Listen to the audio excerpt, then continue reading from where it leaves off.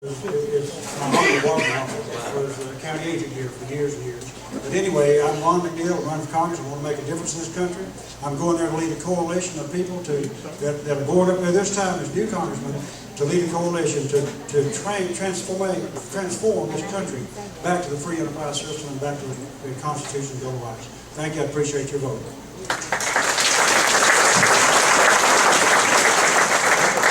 Don't cut me off at 30 seconds now, just because. Eddie Hendry.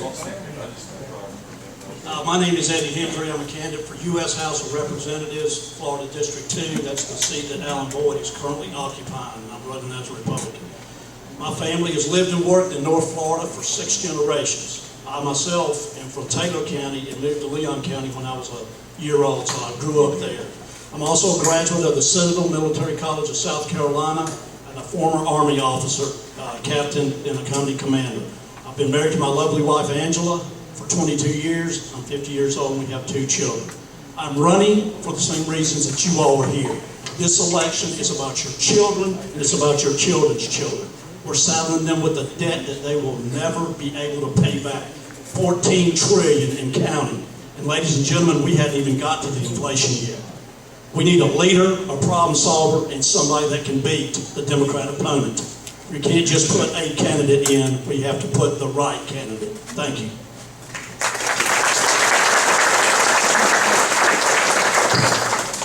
David Scholl. Good evening. I just thought flexibility was key to air power. We were modifying the form. Thank you, concerned American Patriots, for being here. I'm David Scholl. I'm a 1981 graduate of the United States Air Force Academy. I've served this country for 28 years, recently retiring as a lieutenant colonel. I'm a fighter pilot, a warrior, and a leader. Right now, I've recently retired from my role as a citizen warrior, and now I ask for your vote as a citizen politician. I see our nation right now in the throes of a conflict. On the one hand, we would follow the founding principles of our founding fathers: less government, lower taxes, the right of self-determination. On the other, we would become a European state, growing bureaucracy, a crushing debt, the loss of our freedoms. On August 24th, I ask for your vote. I will stand and make sure that the opposing view is destroyed and we return to our founding principles. Thank you.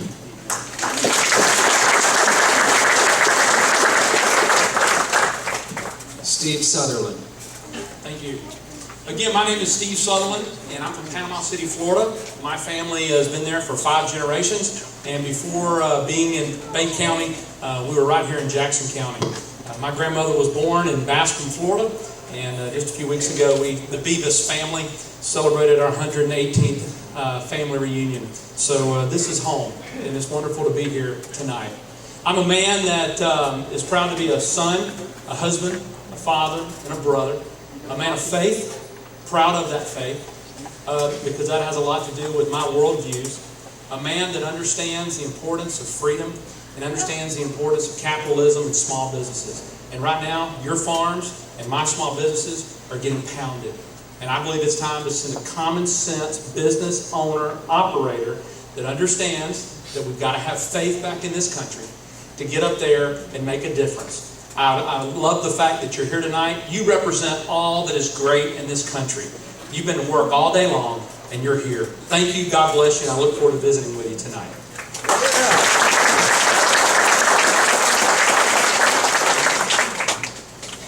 Back to our line of questioning.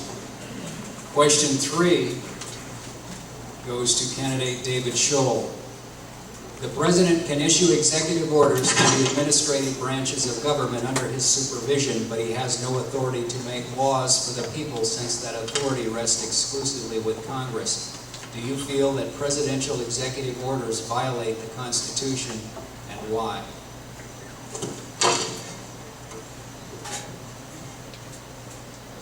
Under this administration, yes. We have never seen a president or a complicit Congress that ignored the original intent of our Constitution, where we had the separation of powers between the legislative branch, the executive branch, and the judicial branch. If we look back to Federalist 47, we see that as this president tears down the wall of separation of powers, he is destroying our economy, he is taking over private industry, and he was ruining the lives of 300 million Americans. Jefferson warned us and Madison reminded us that the separation of powers of Federalist 47, when that is lost, is by definition the definition of tyranny. And that is why we are here tonight. We are seeing our liberty and our freedom destroyed throughout this land. We are seeing our small businesses going down the tubes. We are firing employees because we can no longer make our wages. These individuals will destroy America and free enterprise, free will, and self-determination if we do not return to the original intent of our Constitution.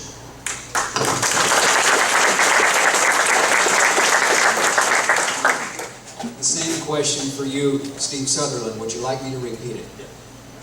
The President can issue executive orders to the administrative branches of government under his supervision, but he has no authority to make laws for the people since that authority rests exclusively with Congress. Do you feel that presidential executive orders violate the Constitution, and why? I believe some presidential executive orders do not. However, there are some things that trouble me greatly about some of the things that we are currently seeing. Not just current, but past. For example, I have disagreed vehemently with the recess appointments. And recess appointments were practiced by Republican presidents and Democratic presidents, as we've just seen the appointment of a socialist overseer of Medicare and Medicaid.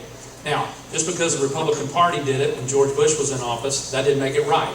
So I grew up calling right, wrong, wrong, no matter who is in charge.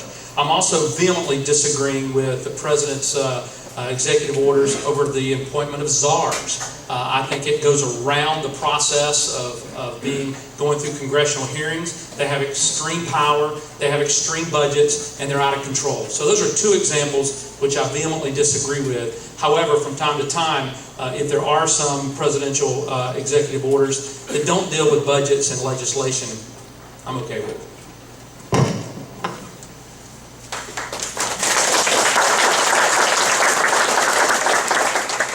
Question 4 goes to candidate Diane Berryhill.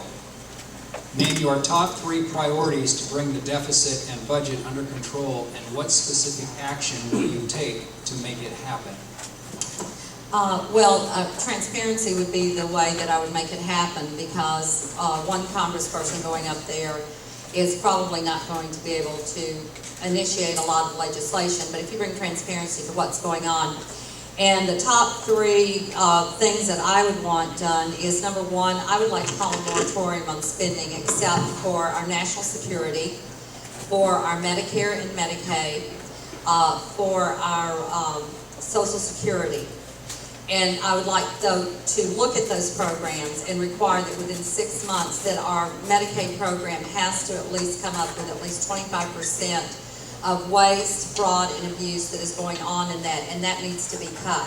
And if we call a moratorium and we begin looking at all of the other programs, that's the only way we'll stop spending, because that's exactly what you do in your family. If you don't have money, you stop spending, and then you figure out a budget. And that's what we're going to have to do up in Congress.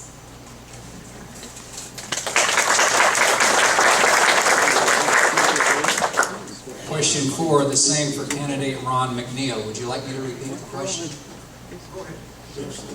Name your top 3 priorities to bring the deficit and budget under control, and what specific action will you take to make it happen? Okay, thank you. One, we have to have a complete tax overhaul. No American citizen should pay more than 25 cents on the dollar of their earnings, no matter if they earn $1 billion a year. We need to have it with, whether it's flat tax or W-2 form taxes, all the combinations of every way the federal government taxes you should not exceed 25 cents on the dollar for anybody, no matter what you make. Free enterprise got to be rebuilt. What we got to do is bring in all the money that's offshore, and companies that have money offshore, and people, companies that are overseas. Let's give them a tax moratorium for 2 years, get them to bring their money back into America, build their home offices, their factories, their distribution centers, all those things here, so we employ Americans instead of employing people other places. We've got to get back to the free enterprise of the world, and it's going to be just that.